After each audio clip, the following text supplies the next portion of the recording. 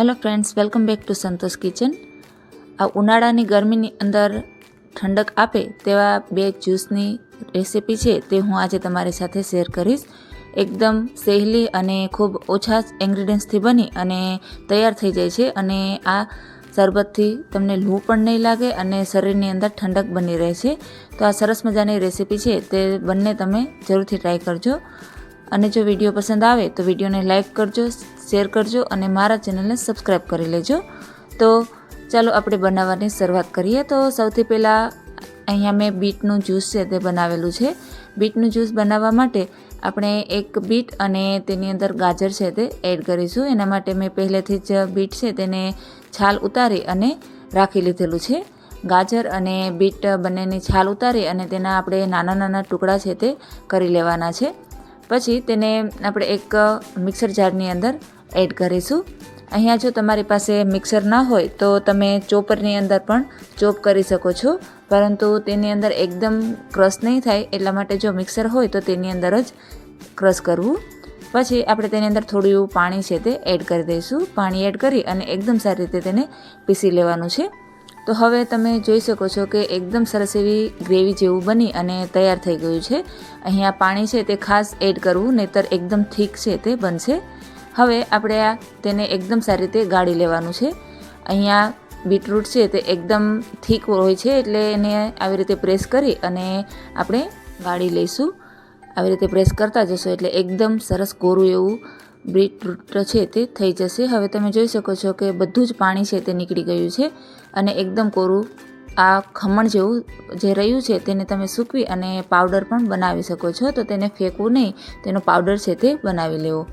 પછી આપણે તેની અંદર 1 ટેબલસ્પૂન જેટલો ચાટ મસાલો અને થોડું એવું સંચળ છે તે એડ કરવાનું છે। અહીંયા તમારે સંચળની જગ્યાએ મીઠું એડ કરવું હોય તો તે પણ એડ કરી શકો છો। તો આપણું આ સરસ મજાનું બીટનું જ્યુસ છે તે બની અને તૈયાર થઈ ગયું છે।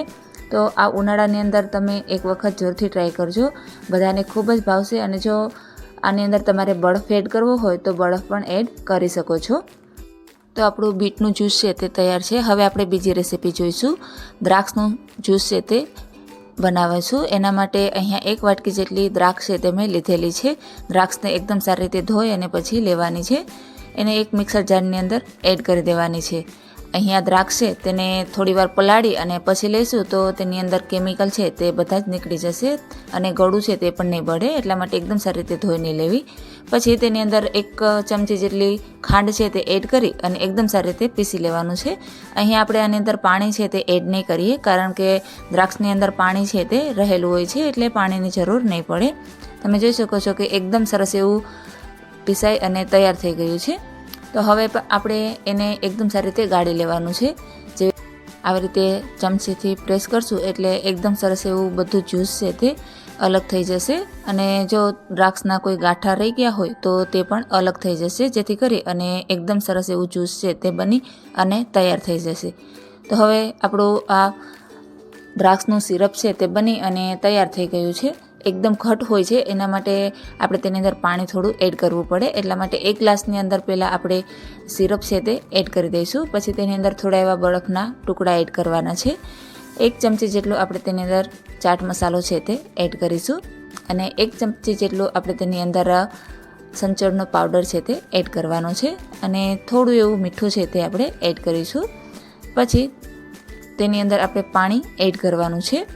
પાણી તમે એડ કરી અને એકદમ સારી રીતે હલાવી લેવાનું। તો આપણું આ સરસ મજાનું શરબત છે તે બની અને તૈયાર થઈ ગયું છે। જો અચાનક મહેમાન આવે અને ઘરની અંદર શરબત ના હોય તો આ જ્યુસ તમે એક વખત જરૂરથી ટ્રાય કરજો, બધાને ખૂબ જ ભાવશે। Thank you for watching.